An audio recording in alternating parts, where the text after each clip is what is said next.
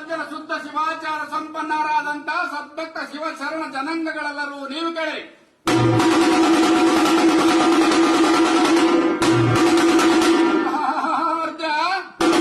ಶಿವಪೂಜಾ ಪ್ರಭಾವಗೊಂಡಾತನೇ ಮುನಿ ವಿಷ್ಣು ಕಲ್ಪ ಸಹಸ್ರಾಂತಕ ಮೃತ್ಯುಂಜಯಂಗೆ ಮಹೋಬಲಃ.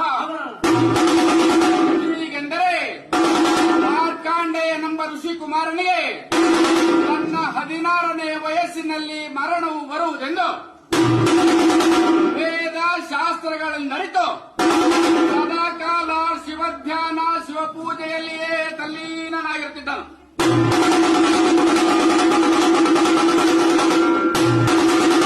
ಹೀಗೆ 16 ಸಂವತ್ಸರಗಳು ಕಳೆದರು.